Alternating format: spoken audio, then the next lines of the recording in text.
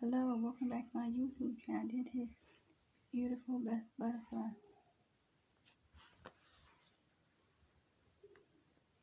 And today we are going to talk about, the name of the title we're going to talk about is deeper healing.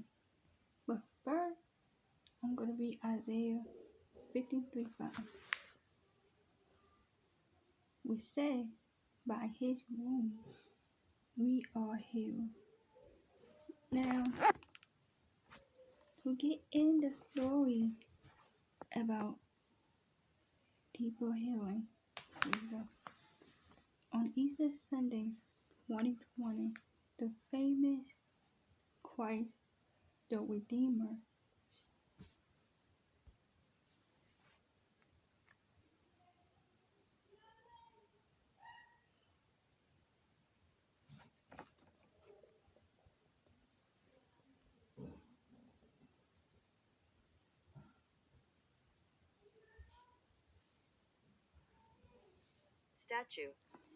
statue that overlooked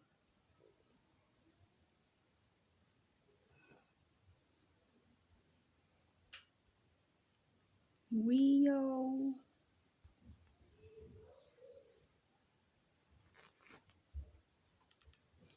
de Janeiro. Rio de Janeiro. Rio de Janeiro. Rio de Janeiro. Rio de Janeiro. Rio de Janeiro. Alright, Rio de Janeiro. Rio.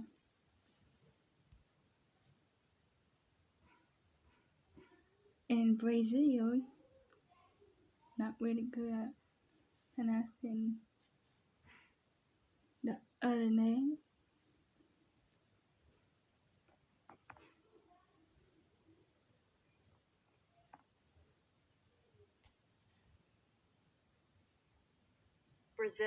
Brazil was nominated in a way that appeared to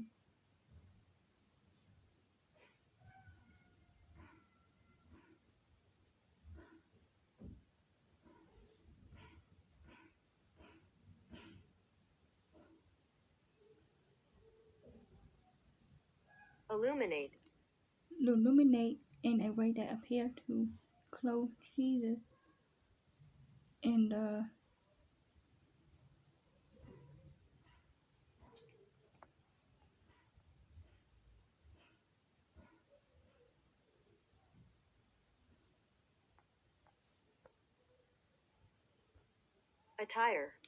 attire of a physical.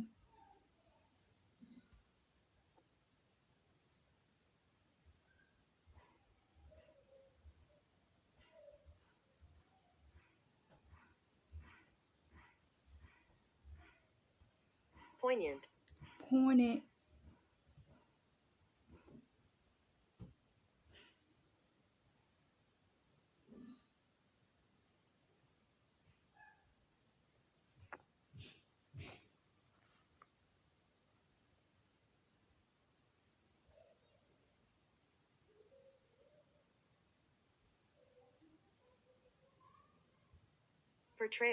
portrayal of Christ as a doctor was in tribute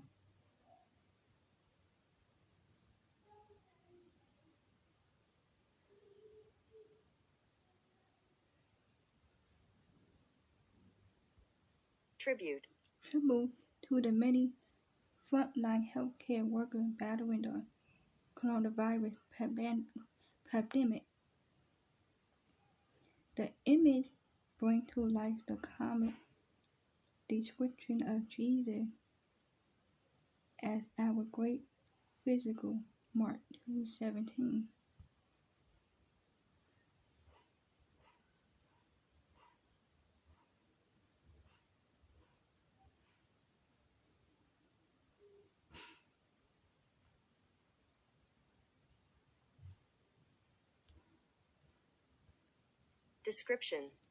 description of Jesus as our great physical, Mark 2:17. Jesus healed many people of their physical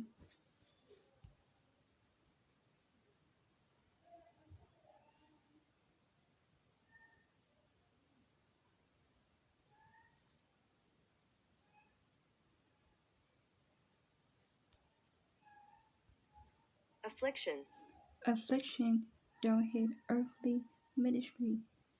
Blind,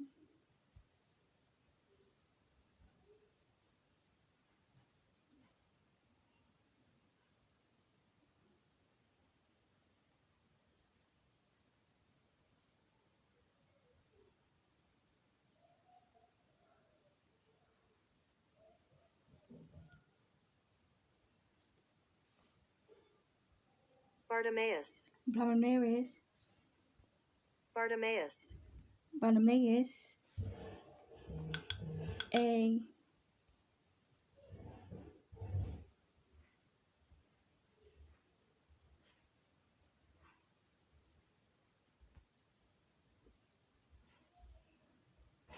leper, leper, Luke 5:12-16, and a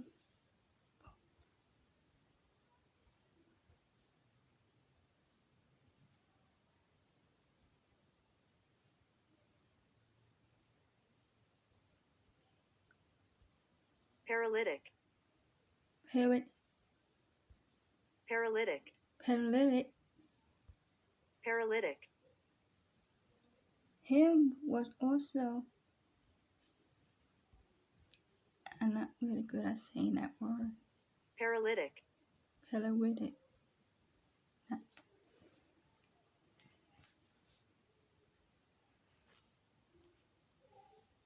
paralytic, paralytic, Paralytic, paralytic, and to name a few, his care for the health of those following him was also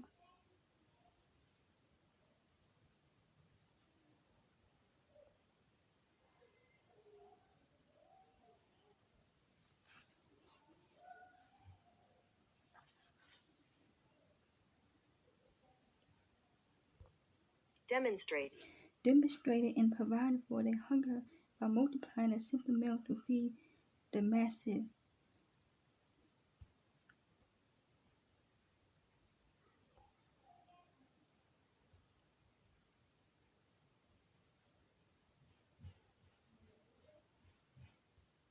masses, Each of their miracles revealed both Jesus' mighty power and his generous love for people. His greater act of healing, however, came through his death and resurrection as foretold by the prophet Isaiah.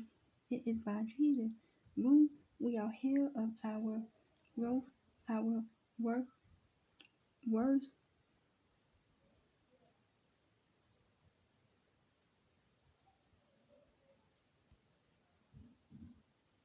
affliction, affliction, our separation from God as a result of our sin. Though Jesus doesn't heal all our health challenges, we can trust the cure for our deepest need, the healing He brings to our relationship with God.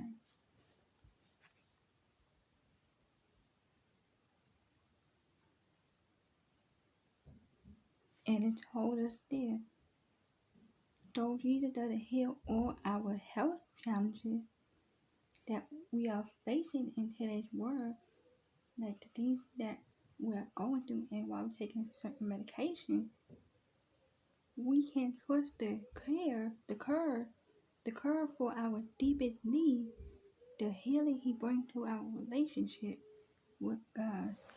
Now, let's get to the question for today.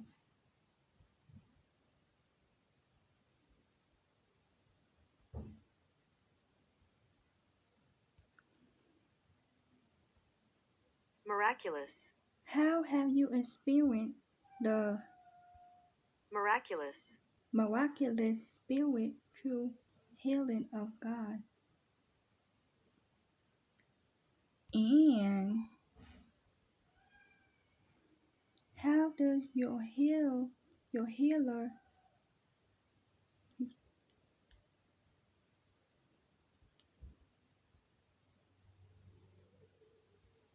Healed.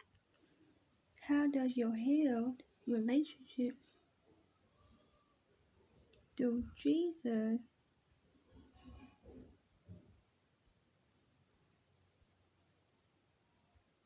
Through.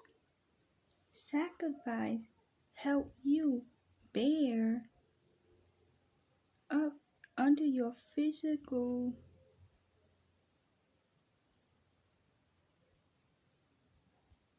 Ailments. ailment?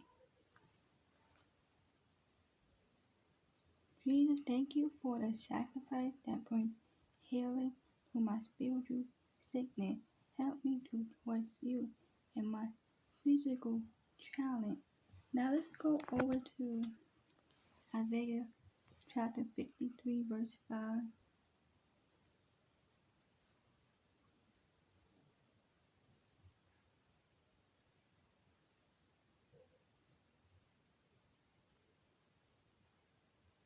And it says, but he was pierced for our transgression, he was crushed for our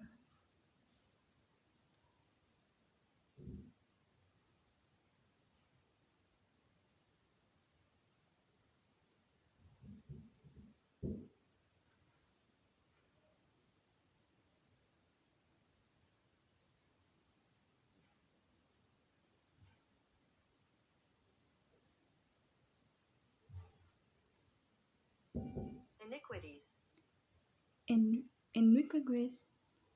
The punishment that brought us peace was on him, and by his wound we are healed. Now let's go over to Mark chapter 2, verse 17.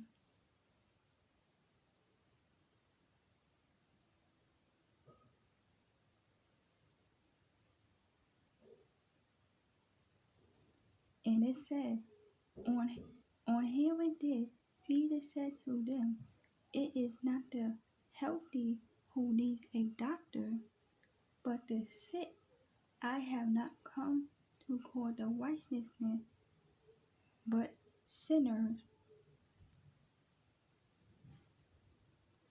Now, let's go over to Luke chapter 5, verse 12 to 16. That's the next chapter.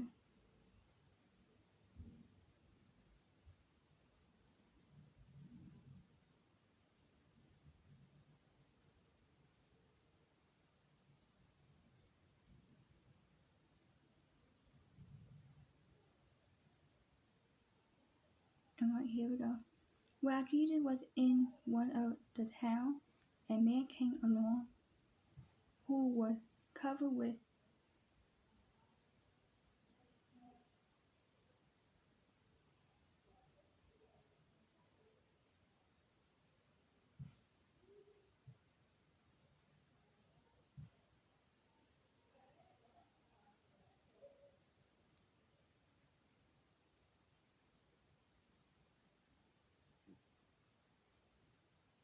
Leprosy. leprosy. When he saw Jesus, he fell with his face to the ground and begged him, Lord, if you are willing, you can make me clean. Jesus reached out his hand and touched the man. I am willing, he said, be clean. And immediately the leprosy left him. Then Jesus ordered him, don't tell anyone, but go, show yourself to the priest and offer the sacrifice that Moses commanded for your cleansing as a testimony to them. Yet the news about him spread all the more, so that crowd of people came to hear him and to be healed of their sickness. But Jesus offered withdraw to lonely places and pray. Now let's go to Matthew chapter 9 verse 1 through 8.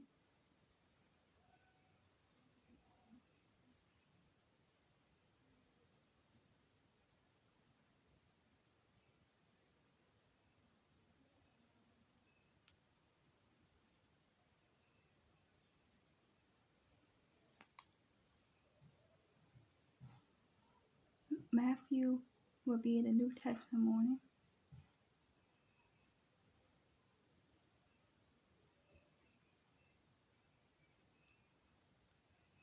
And it says, Jesus stepped into a boat,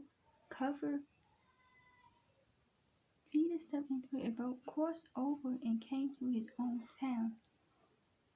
Some men brought to him a paralyzed man lying on a mat. When Jesus saw their faith, he said to the man,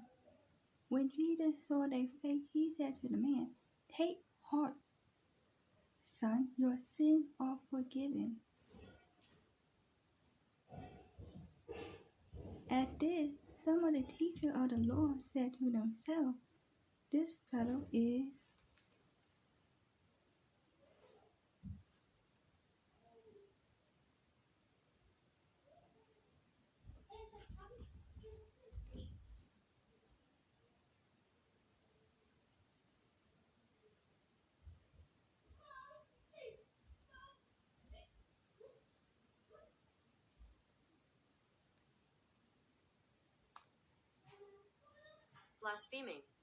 Blaspheming. Blaspheming, knowing they thought, Jesus said, "Why do you..."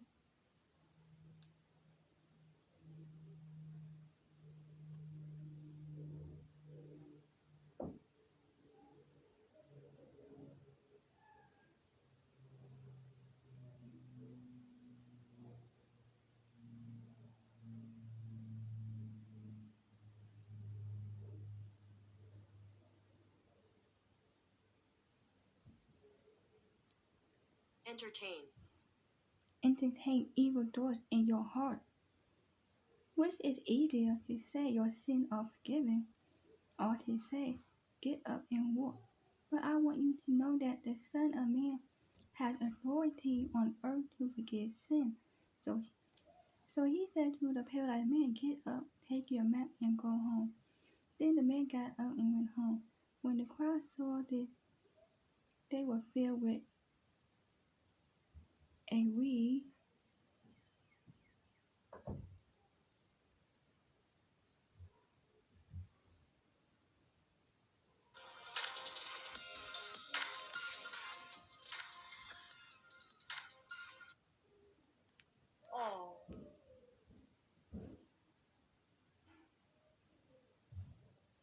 awe.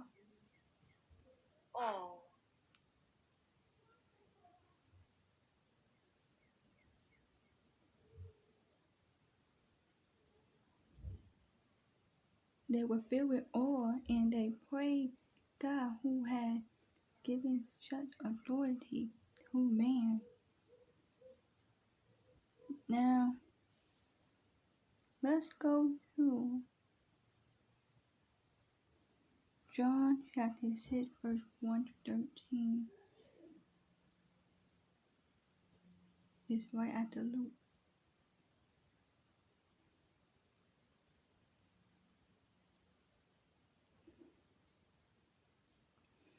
Sometime after this, Jesus crossed to the fair shore of the Sea of Galilee.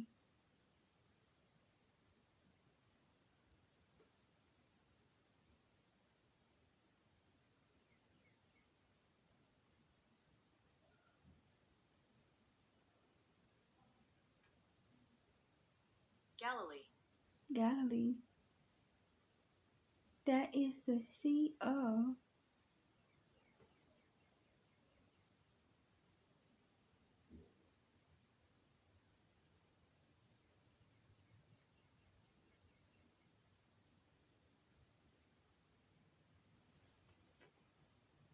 Tiberius. Tiberius. Tiberius, Tiberius.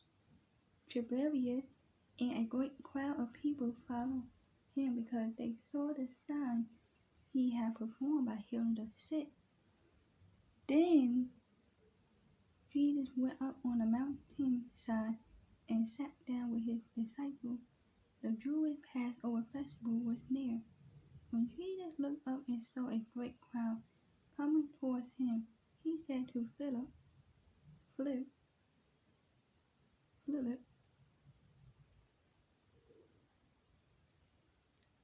where shall we buy bread for these people to eat?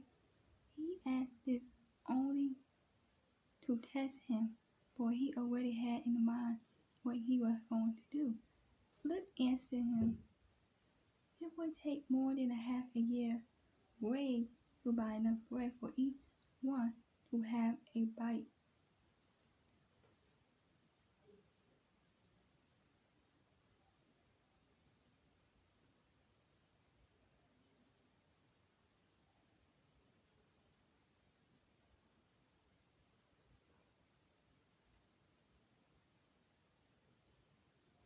Download the Domino's app today and become a piece of the Pie Rewards member to earn points toward free pizza. Philip.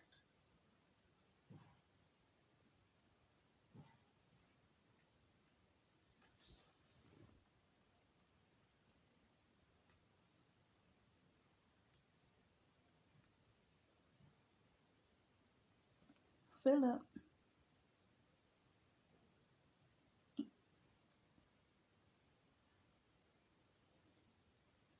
answered him, it would take more than a half a year wage to buy enough bread for each one to have a bite.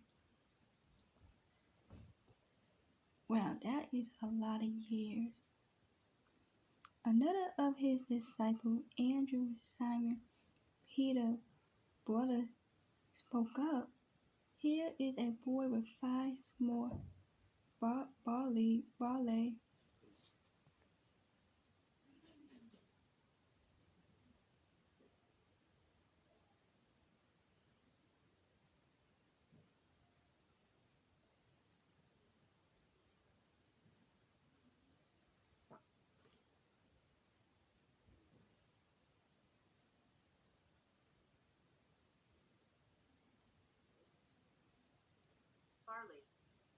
Barley, loaf, and 2 small fish. But how far will they go among so many? Jesus said, how do people sit down? There was plenty of grass in that place, and they sat down. About 5,000 men were there. Jesus then took the loaf, gave thanks, and distributed to those who were seated as much as they wanted. He did the same with the fish. When they had all had enough to eat, he said to his disciples, gather the pieces that are left over. Let nothing be wasted. So they gathered them and filled 12 baskets with the pieces of the 5 barley loaves left over by those who had eaten.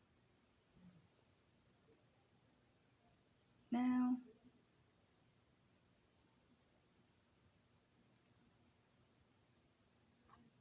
the last chapter, let's go to Isaiah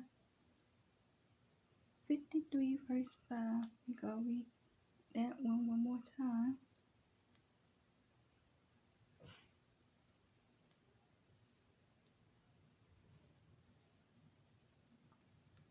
And it says, but he was pierced for our transgressions, he was crushed for our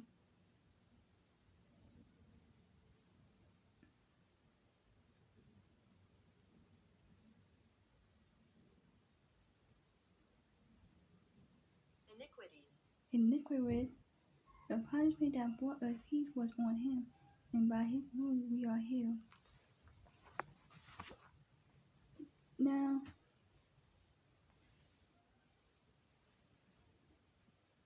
let's go back to the question for today.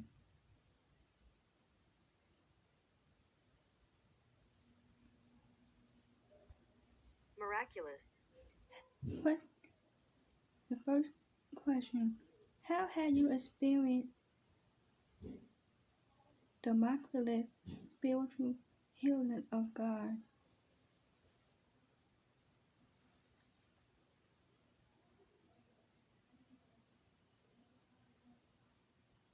Well, for me, it would be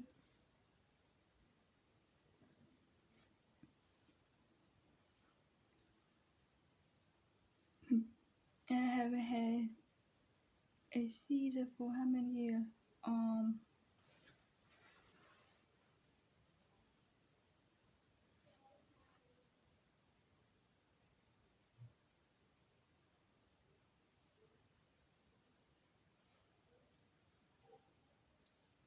9 years I haven't had a seizure, and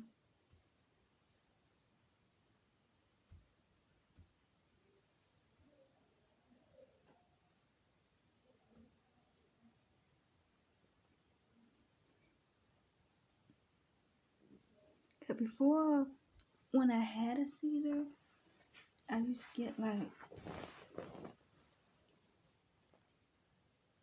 a lot, a headache, and they didn't know what it was at first. It was like migraine, like when you have migraines and stuff. The migraine can cause bad headaches too, and so they didn't know. And then when I had one in 2014, when I was cleaning in the hospital on the second floor cleaning, and I guess they said I witnessed spine out, and I was out of it, and I was I was just shaking, like my hands was shaking, and your eyes just be staring and stuff like that, and but the only thing they did when I was having it was make sure I wasn't going to fall, because I was standing up when I had it, so they was making sure I wasn't going to fall or nothing. And then after that,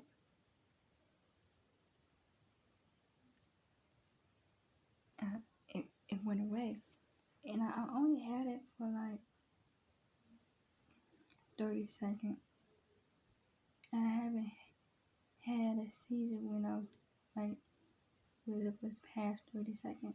So, they went through all the tests, and they had to do x-rays and stuff, put you in the machine and stuff, and when they put those sticky things on you, when they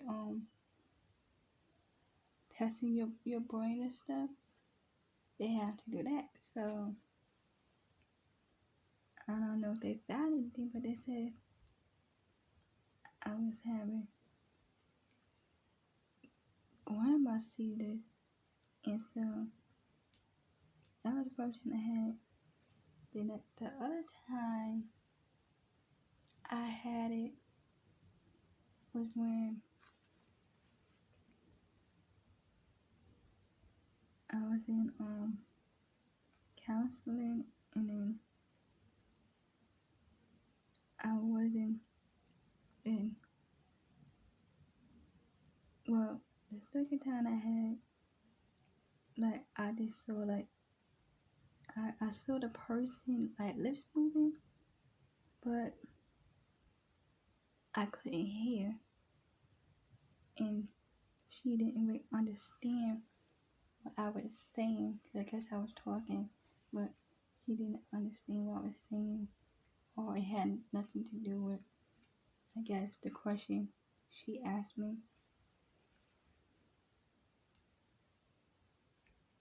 And then,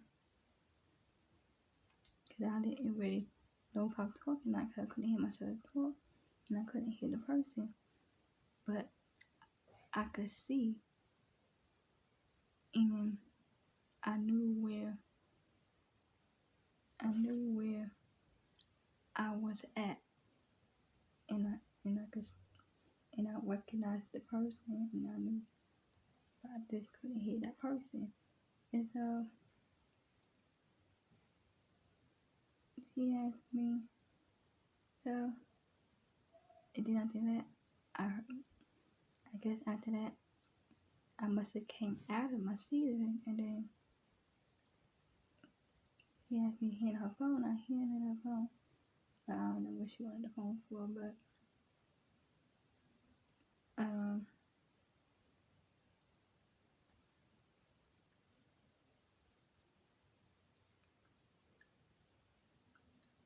and she asked me a question. I knew where I was at, and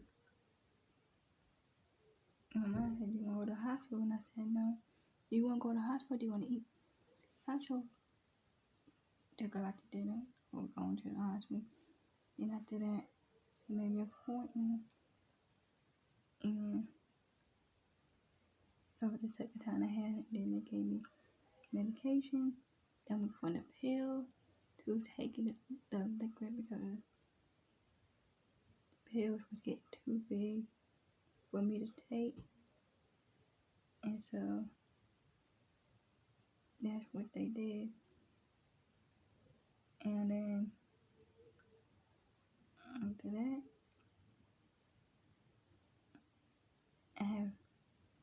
didn't have another seizure, but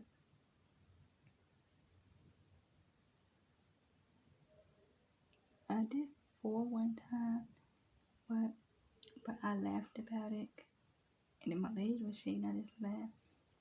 That I don't know if that count as a seizure or not, but I was walking, I just fell, and my legs were shaking. I was just laughing, and then everybody else started laughing with me, but I couldn't really tell, so I didn't really count that as one. But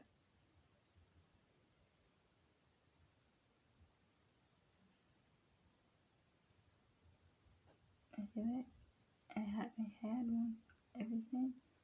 I've been taking the medication, and I haven't really had it because when my seizures are kind of different. You just stare, or sometimes you might be able to hear the person, and sometimes you might not be able to hear. Second time I seen the person, the first time I had it, it was like the same thing.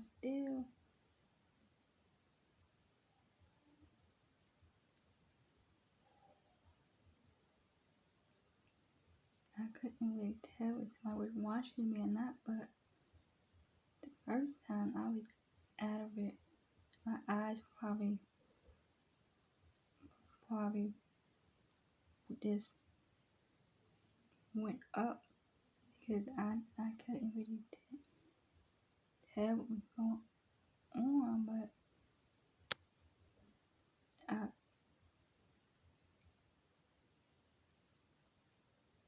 and then I guess after I was getting out of it, I saw myself just standing there when I guess, coming out of my seizure. I was just standing there, just staring at the bar where I was cleaning, where the patients be walking on, and then hold on to the white bar, and that's my hand is, and then I just looked up, and then the person came up to me and said, "You okay? Do you know where you at?" And I knew exactly where I was at.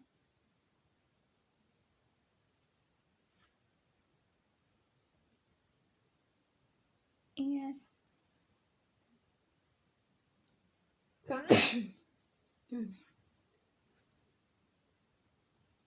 And I just knew that God was protecting me while when I had my first seizure, where,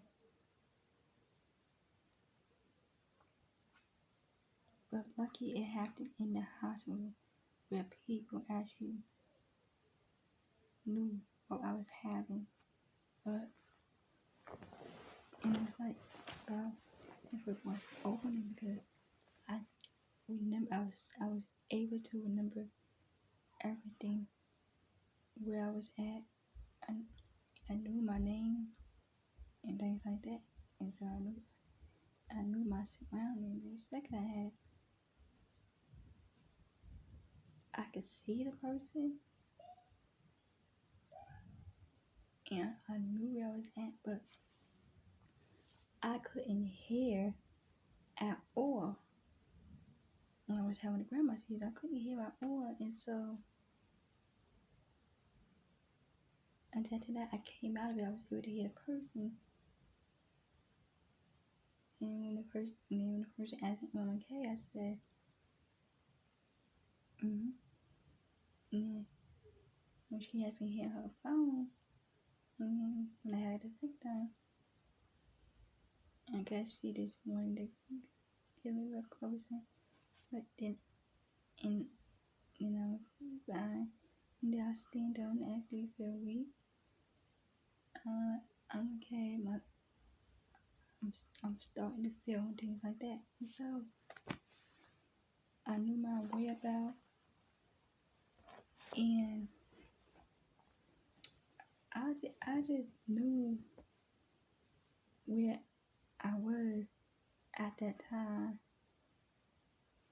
and I just knew God was there with me every step of the way, was watching over me, because even though I prayed to God about certain things that in health that I'm going through and the certain medications that I'm taking, even though sometimes I feel like I wish I didn't take certain medication, but I know God will make a way for me, and I know God will protect me. I know things happen for a reason. I know God has a plan for me. And I thank God I haven't had a seizure for another year. And even though I'm still getting these headaches and stuff, but and I know I have to go to the doctor this year for that to get a checkup, but I know God will make a way for me and protect me, and He will keep me safe. And then sometime last year, they put me on this new medication because I had a hard time sleeping and kept on crying, and gave me like hallucination medication because and it's called Nortriptyline, something like Nortriptyline. It's called something medication, and they started giving me that, and even though I don't like taking it because it ain't doing nothing, but Nortriptyline, that's what it's called. Yep, Nortriptyline. That's Nortriptyline. That's what it's called. And now, and I've been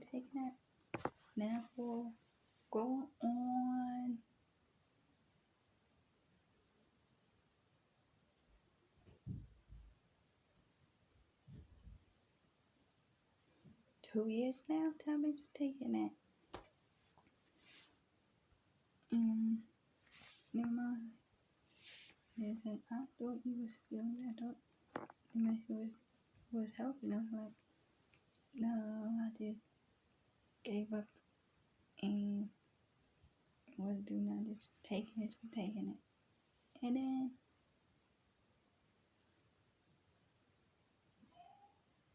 because I was like seeing things and hearing things and feeling things and what's the other word? And guess when you taste weird things taste weird to you and smell weird to you. And so and doctors gave it to me. Like, do doctors didn't even give me a didn't do no type of didn't put me on and didn't do no x-rays on me. Didn't do before they give anybody medication you're supposed to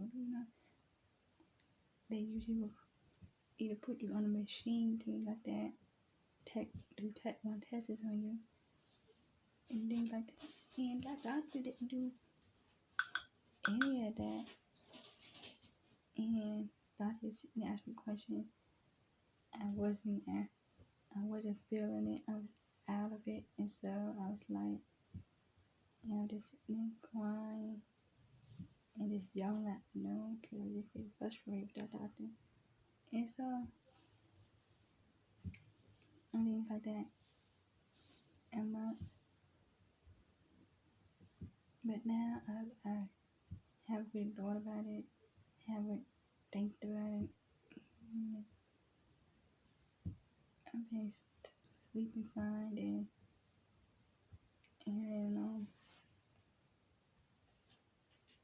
forget the melatonin they give you to put you to sleep. They don't give you 5. They say you can take 2 if you want. That will add up to 20 milligrams. Didn't do nothing. And I just said nope. Ain't take no more. Throughout that melatonin, that thing do not put me to sleep. And then now when I go to sleep, it's like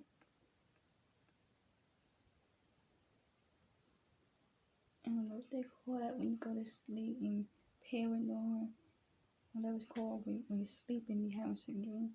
And then I was like, I just left it alone, prayed about it, prayed in God's hand, and then I was starting to feel much better. And it's not even the medication because sometimes I don't even take it, and I still not being alright. So sometimes I just think the doctor just give it to you, say I don't have to do no x-ray, and I don't think the doctor actually do what's going on. So, but now I got new doctors, so when you move to a different state, you gotta get a new doctor. Just don't like this doctor, older man, some doctor, But other than that, when I stop praying, I'm actually doing fine sleeping. Sometimes if I'm even meditate and I fall asleep, and I know, and I read His Word every day and praying.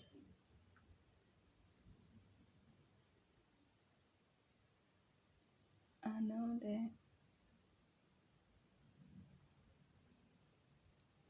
He's healing me, He's clearing my mind, and He's helping me with what I'm going through, and things like that. And